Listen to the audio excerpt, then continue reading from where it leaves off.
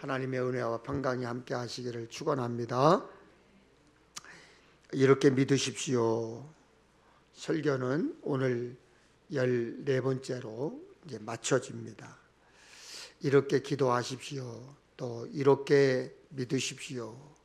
그리고 다음 주일부터는 이렇게 사십시오라고 하는 시리즈 설교가 계속 되어질 것입니다. 저는 설교를 준비하면서 하나님의 마음에 대하여 깊은 묵상을 하였습니다. 제 막내 아들이 어느 날 하루 종일 연락도 없이 밤 12시가 되도록 집에 돌아오지 않는 거예요. 전화도 받지 않지. 전화도 없지. 그래서 제가 화가 나서 들어오기만 해봐라 이놈의 자식. 그런데 시간이 지나면서 점점 불안해지는 겁니다. 그 저녁 12시쯤 됐는데 아무렇지도 않은 듯 들어오는데 제가 너무 화가 나서 너 이놈의 자식 뭐 하는 거야? 왜 이제 와? 아빠 엄마 걱정하게. 나가! 그래서 내쫓았어요. 사실 겁만 주려고 한 거였는데 조금 있다가 나가보니까 정말 사라져버렸어. 그날 밤 제 아내랑 저랑 걱정하면서 밤새도록 평택 시내를 헤매고 찾아다녔던 기억이 있습니다. 제가 중고등학교에 다닐 때 아버지의 사업 실패로 참 어렵게 살았습니다. 한 번은 등록금을 내야 하는데 형편이 어려우니까 한 번, 두 번 차일피일 미뤄줬습니다. 친구들 앞에서 망신당한다는 생각이 들어서 어머니에게 얼마나 강하게 대들었는지 몰라요. 엄마가 나한테 해준 게 뭐가 있어. 그랬더니 저희 어머니가 제 등짝을 세차게 한 대 때리더라고요. 다음날 학교에 갔더니 엄마가 빚을 내서 등록금을 내고 가셨다는 사실을 알게 되었습니다. 저희 어머니가 연세가 드셔서 저와 함께 있을 때 저에게 늘 그러셨어요. 아이고 귀신은 뭐 하는지 몰라. 나 같은 늙은이 안 잡아가고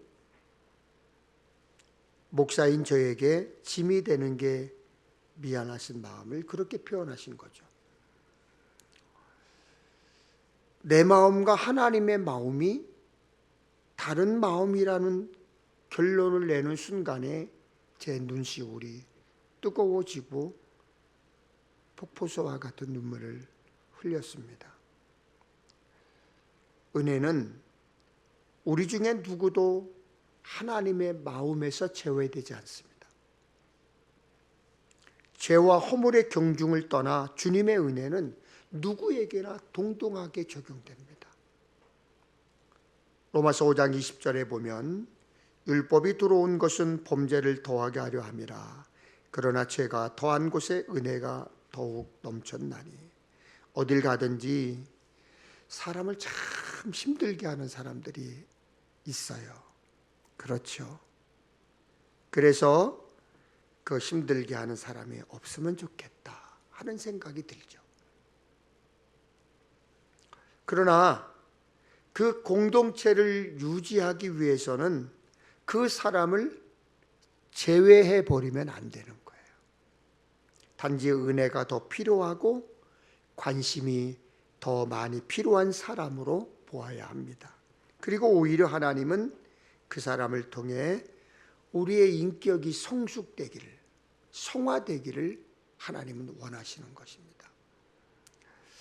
결국 주님의 은혜를 우리 모두가 입고 있지만, 주님의 은혜를 우리 모두가 입고 있지만 이제 필요한 것은 그 은혜를 입은 자들에게 주시는 축복이지 계속된 하나님의 은혜와 관대함만을 바라서는 안 된다는 것입니다.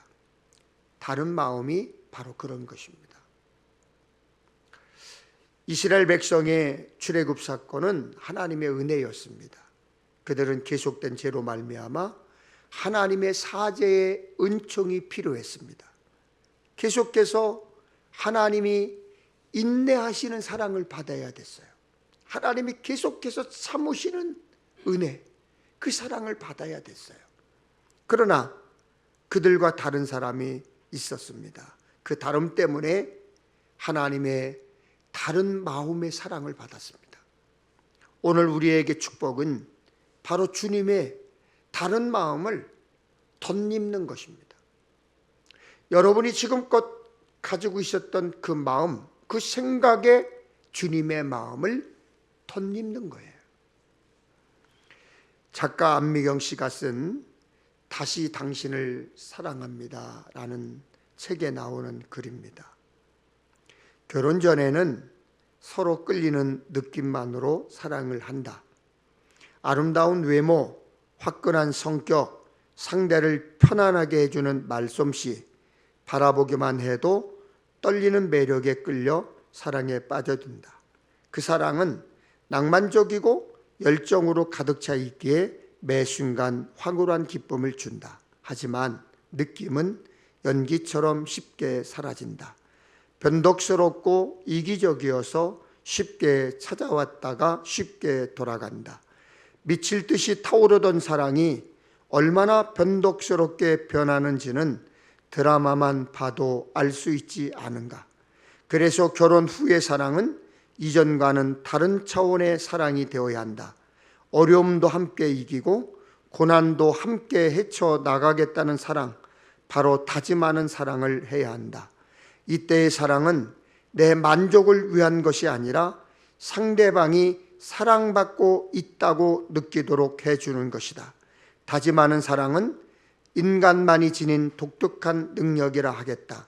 들판에 핀 들꽃을 감상할 때는 아무 노력이 필요 없다. 그저 아름다움을 즐기기만 하면 된다. 그러나 그 꽃을 자기 집 정원에서 보려면 노력과 정성이 필요하다.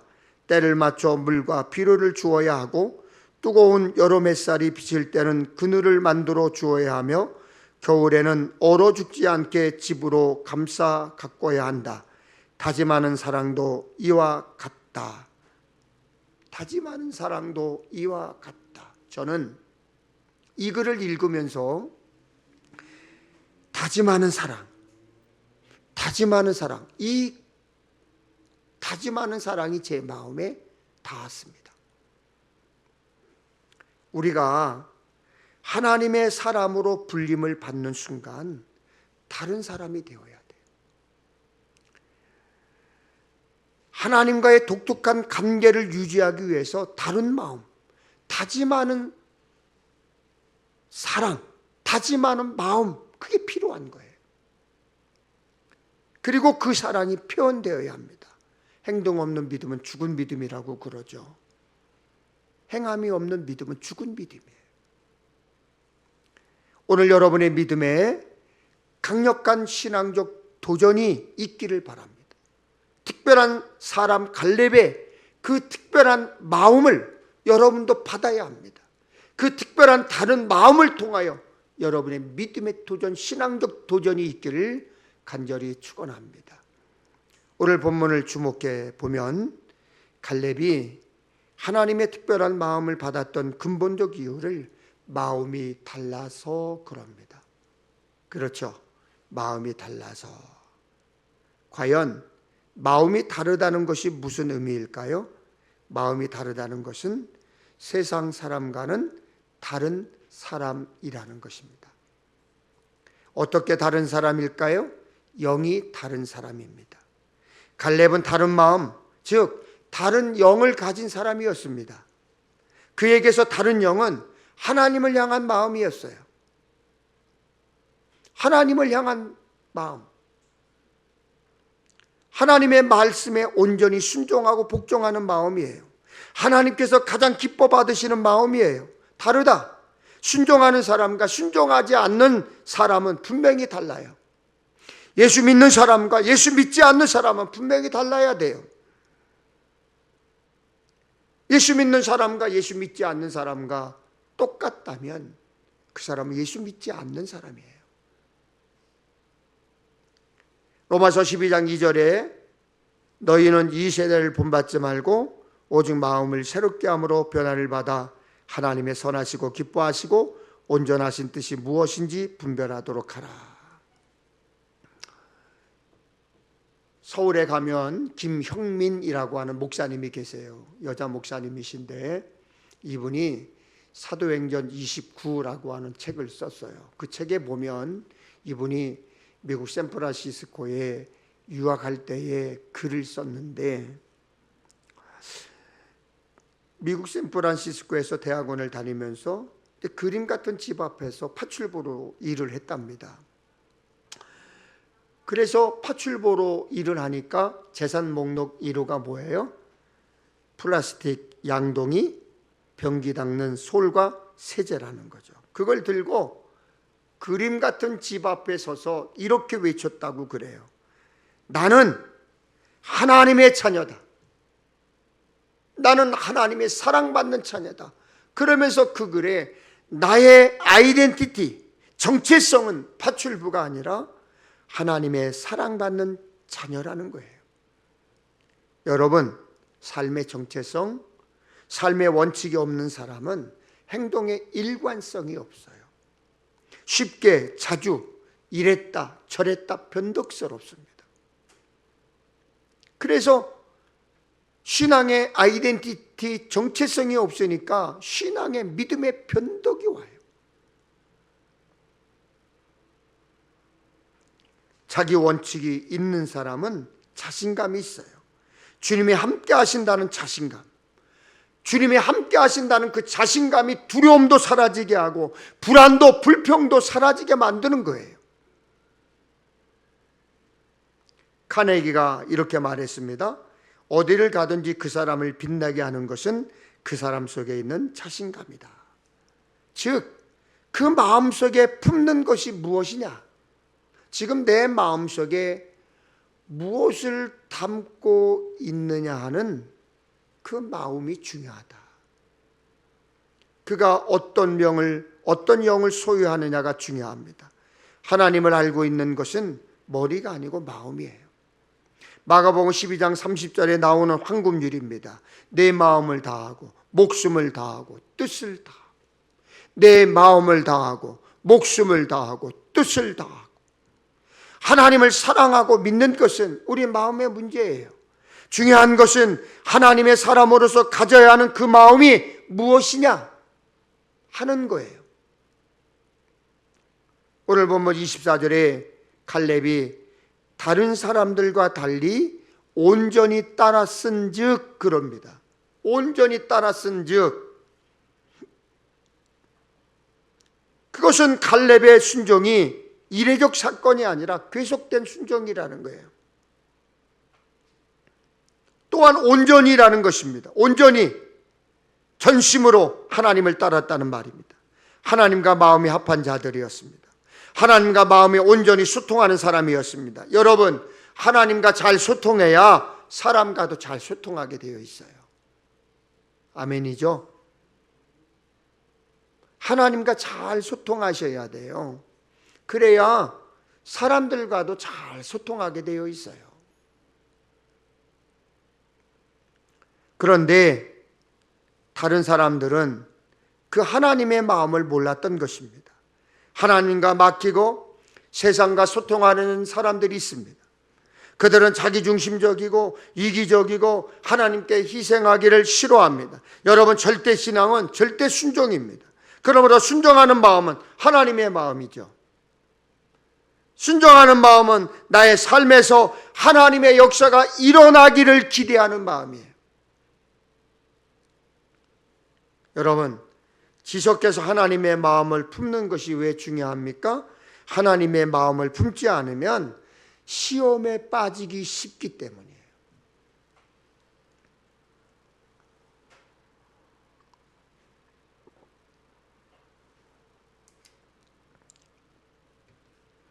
그러면 여러분, 시험이 뭐예요?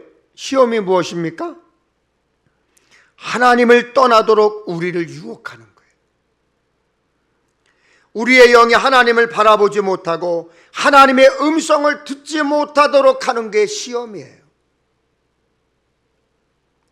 불순종이 무엇입니까? 내 마음이 하나님에게 향하지 않기 때문에 자꾸 내 생각대로 하려는 마음이 불순종이에요. 그래서 이것을 교만이라고 부르는 것입니다. 하나님을 떠나가고 내 삶에서 하나님의 간섭하심을 거부하는 모든 행위, 교만입니다. 왜냐하면 내 삶의 주인이 내 자신이 되기 때문이에요. 진정한 믿음이란 무엇입니까? 내 꿈, 내 관점, 내 계획이 무너져 내릴 때 느끼는 그 기쁨, 감사가 진짜 믿음이에요. 내 생각을 깨고 하나님이 주시는 꿈과 능력을 간구하는 마음이 진짜 믿음이에요. 나의 꿈과 생각을 하나님께서 이루어 주실 것이라는 마음이 믿음이에요. 믿음이 없는 사람들은 내 꿈, 내 관점, 내 계획이 무너져 내리면 세상이 망하는 것처럼, 지구가 무너지는 것처럼 절망합니다. 그러나 우리 예수 믿는 사람들은, 하나님의 마음을 갖는 사람들은 오히려 거꾸로 내 마음, 내 꿈, 내 관점이 무너지면 그 자리에 하나님의 꿈, 하나님의 관점, 하나님의 계획이 들어오기 때문에 그것 때문에 기뻐지고 감사가 되는 거예요. 한국의 야베스 유태영이라고 하는 박사님이 계세요.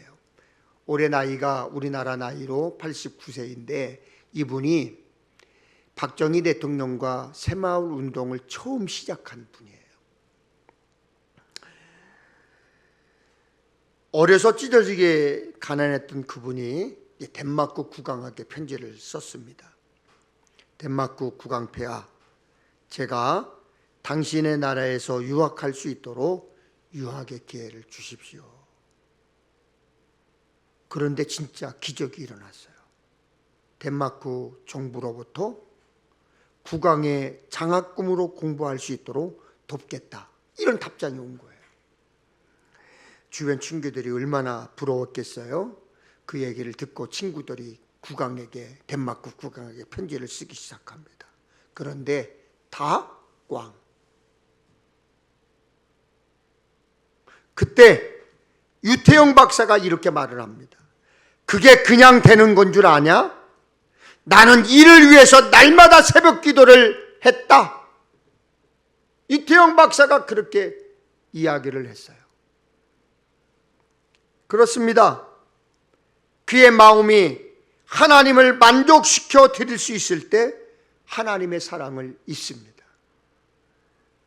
이제 우리에게 오는 의문이 있죠. 어떻게 하면 이 순종의 마음, 다른 사람들과 다른 마음의 사람이 될 수 있을까? 사랑하는 성도 여러분, 순종하는 마음이 그냥 생겼을까요? 아닙니다. 순종은 이례적 사건이 아니에요. 지속적인 삶의 연속이었습니다. 그에게 특별하게 다른 하나님의 영을 지니게 된 것은 그의 삶에 지속적인 하나님과의 교제가 있었다는 거예요.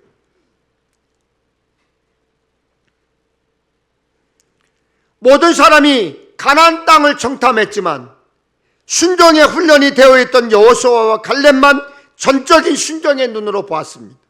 순종하는 자가 바라보는 세상은 틀려요. 그런데 여러분, 믿는다고 하면서 순종하지 못하게 이끄는 유혹의 천병이 무엇입니까? 다급함이에요. 지난주에 제가 분주함, 조급함, 성급함 내려놓아야 된다고 말씀드렸어요. 다급함이란 우리 눈앞에 보이는 환경의 문제예요. 우리의 삶에서 발생하는 문제들이 커 보이기 시작하면 그 순간 우리의 신앙은 오그러들기 시작해요. 문제의 크기와 반비례하여 하나님을 생각하게 됩니다. 이것이 우리들의 특징이죠. 그리고 하나님이 작게 생각되면 필연적으로 드는 생각이 눈에 보이는 누군가의 도움이 필요하다, 그렇게 느껴집니다. 그리고 그런 도움의 손길이 내 눈앞에 보이기 시작하면 그것이 하나님의 영역인지 아닌지를 생각하지 못하고 손을 덥석 잡아버리고 맙니다. 그런 손길들 앞에서 우리가 하나님의 음성을 듣는다는 것은 무척이나 힘이 드는 거죠. 혹시 여러분은 그런 실수해 보신 적 있으십니까? 다급한 가운데 행한 여러분의 결정 때문에 하나님께 범죄하거나 잘못된 경험들은 없었습니까?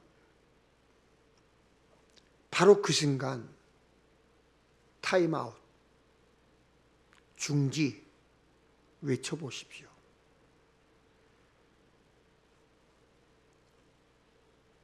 타임아웃이 뭐예요? 잠깐 쉬는 거예요.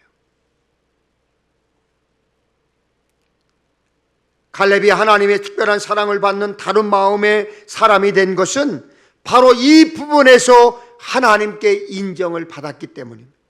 이스라엘 백성이 아주 다급한 큰 문제에 봉착하게 되었습니다. 가나안 땅을 눈앞에 두고 1년 넘게 광야에 방황하고 있었습니다. 이제 조금만 가면 약속의 땅을 차지할 수 있는 상황이었습니다. 그런데 문제는 그 땅을 탐지하고 와서 보고하는 사람들의 말이었습니다. 그들의 보고에 의하면 지금 자신들이 처한 문제가 얼마나 큰지 모릅니다. 불신앙은 자신들의 생각을 덧붙여요. 자신들의 말을 덧붙여요. 불신앙은 다른 게 아니에요. 하나님의 말씀을 그대로 전달하는 것이 아니라 자기의 말을 덧붙여요. 그것은 매우 부정적인 이야기였습니다. 매우 부적절한 표현이었습니다. 단적으로 표현한 것이 민수기 13장 32절 33절입니다. 이스라엘 자손 앞에서 그 정탐한 땅을 악평하여 이르되 우리가 두루 다니며 정탐한 땅은 그 거주민을 삼키는 땅이요 거기서 본 모든 백성은 신장이 장대한 자들이며 거기서 넷비림 우선인 아낙 자손의 거인들을 보았나니 우리는 스스로 보기에도 메뚜기 같으니 그들이 보기에도 그와 같았을 것이니라. 이 이야기를 들었던 백성들이 우왕좌왕하기 시작합니다. 다급한 거예요.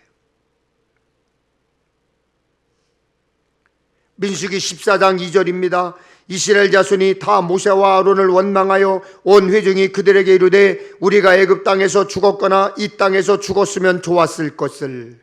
다급해지니까 바로 책임을 전가합니다. 지금 이 상황이 누구 때문에 나빠졌느냐, 이걸 찾는 거예요. 지금 그 순간에 모든 은혜는 잊어버려요. 하나님의 은혜를 까마득하게 잊어버려요. 하나님의 축복을 까마득하게 잊어버려요. 급기야 자기들만의 비책을 만들어냅니다. 민수기 14장 4절입니다. 이에 서로 말하되 우리가 한 지휘관을 세우고 애굽으로 돌아가자.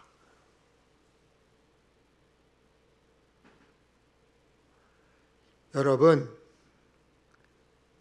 그들에게서 그 어디에서도 하나님의 영역이 없습니다. 하나님의 영역이 없어요. 하나님께서 세워주신 리더도 그들의 눈에 들어오지 않았습니다. 이것은 이스라엘 백성의 문제일 뿐만 아니라 오늘 우리들에게도 문제 아닙니까? 바로 그 순간 하나님의 특별한 사랑을 받은 사람 갈렙의 모습을 보십시오. 민수기 14장 6절 8절입니다. 그 땅을 정탐한 자 중 눈의 아들 여호수아와 여분네 아들 갈렙이 자기들의 옷을 찢고 이스라엘 자손의 온 회중에게 말하여 이르되 우리가 두루 다니며 정탐한 땅은 심히 아름다운 땅이라. 여호와께서 우리를 기뻐하시면 우리를 그 땅으로 인도하여 들이시고 그 땅을 우리에게 주시리라. 이는 과연 젖과 꿀이 흐르는 땅이니라. 영적 혼란에서 우리는 눈에 보이는 문제의 크기를 보지 말고 하나님의 영역으로 들어가야 돼요. 하나님의 마음으로 봐야 돼요. 하나님의 눈으로 봐야 돼요. 여러분, 여호수아와 칼렙 외에 10명이 본 것이 사실이에요. 그 땅에 거인들이 살고 있는 것이 사실이고, 우리가 차지하기 어려운 것이 사실이고, 우리가 메뚜기처럼 보이는 것이 사실이에요. 그러나 그것은 세상이 보는 문제 시각이에요. 그 땅의 아름다움을 보십시오. 하나님이 주실 역사를 보십시오. 그 땅은 하나님께서 우리 민족을 위해 만들어 놓으신 기회의 땅입니다. 분명히 우리 자신들의 힘으로는 불가능합니다. 그러나 하나님께서 기뻐하시면 이루어질 수 있는 것, 하나님이 계획하시면 이루어지는 일, 하나님이 이루시면 행할 수 있는 일, 그걸 봐야 돼요. 눈에 보이는 환경이 아니라 눈에 보이지 아니하는 하나님이 내 마음속 깊이 좌정하실 수 있도록 타임아웃, 잠시 중단하세요. 여러분, 이스라엘 백성이 홍해 앞에 섰던 때를 기억하십니까? 홍해를 건너려고 하고 있습니다. 그때 바로의 군대가 이스라엘 백성들을 뒤따라왔습니다. 앞에는 홍해가 있습니다. 뒤에는 바로 군대가 뒤따라오고 있습니다. 이스라엘 백성들이 죽는다가 아우성을 칩니다. 그때 하나님의 인도하심을 따라 출애굽한 일을 후회합니다. 출애굽기 14장 10절에 보면 바로가 가까이 올 때 이스라엘 자손이 눈을 들어본 적 애굽 사람들이 자기들 뒤에 이른지라. 이스라엘 자손이 심히 두려워하여 여호와께 부르짖고, 다급함이 이들을 어떻게 만들었습니까?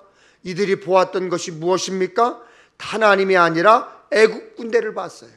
하나님이 아니라 앞에 홍해를 봤어요.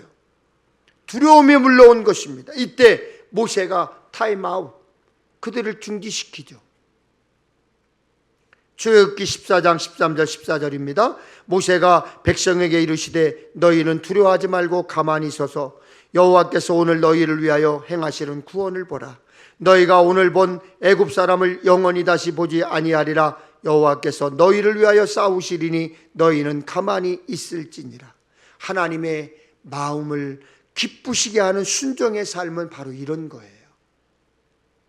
가장 다급한 순간에 잠시 멈춰서서, 타임아웃, 잠시 멈춰서서 하나님이 하시는 일을 기대하고 보십시오. 너희는 가만히 있어 내가 하나님의 됨을 알지어다.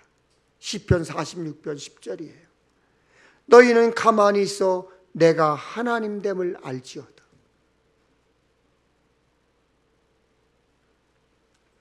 우리가 하나님을 신뢰하지 못하고 순종하지 못하는 원인이 무엇일까요? 우리 마음이 갈렙과 다른 마음을 지니고 있기 때문이에요. 시험은 우리 마음에서부터 옵니다. 시험이 다가옵니까? 그냥 하나님께 맡기세요. 여러분, 시험이 다가옵니까? 문제가 커 보입니까? 다급함에, 성급함에, 분주함에 여러분이 그거를 바라보고 해결하려고 뛰어다니지 마시고 타임아웃, 잠시 중단하시고 하나님께 맡기세요. 주님, 어떻게 할까요? 주님 이 문제 해결하실 수 있으시죠? 타임아웃, 맡기는 거예요. 하나님을 생각하는 사람이 되어야 되는 거예요. 그래서 히브리서 3장 1절에 그러므로 함께 하늘의 부르심을 받은 거룩한 형제들아, 우리가 믿는 도리의 사도이시며 대제사장이신 예수를 깊이 생각하라. 제가 설교를 시작하기 전에 하나님의 마음을 깊이 묵상하다가 제 눈시울이 뜨거워지고 폭풍 같은 눈물을 흘렸다고 말씀을 드렸습니다. 그게 예수의 마음이에요.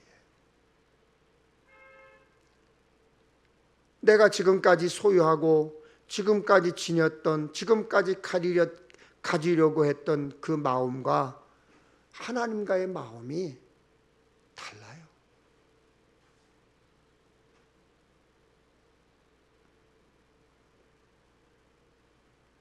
제가 저희 아들을 야단치면서 나가! 라고 소리를 쳤지만 사실은 다른 마음이 있었어요. 사랑의 마음.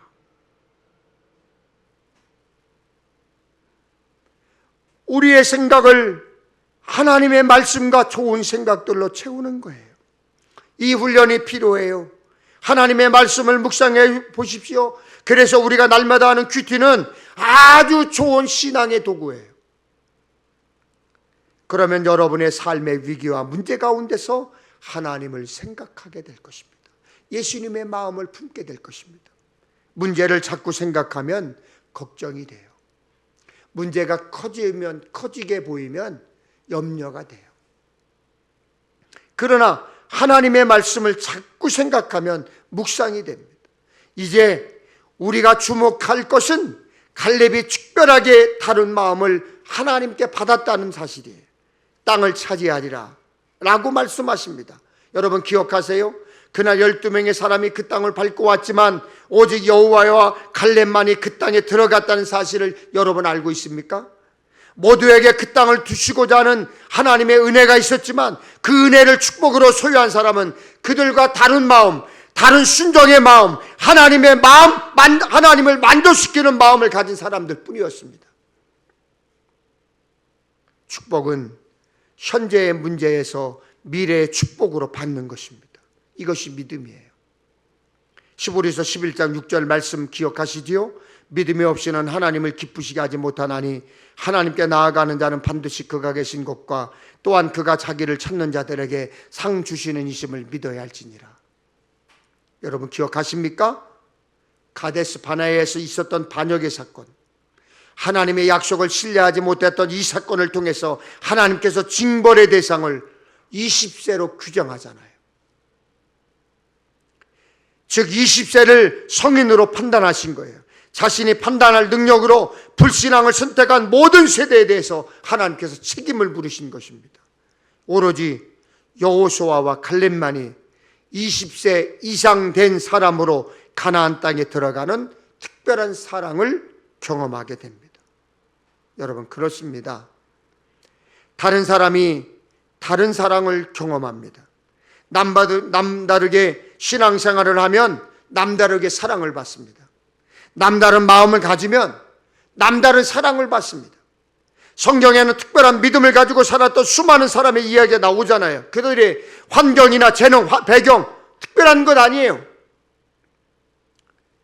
그들의 마음이 하나님을 향해 특별한 사람들이었습니다.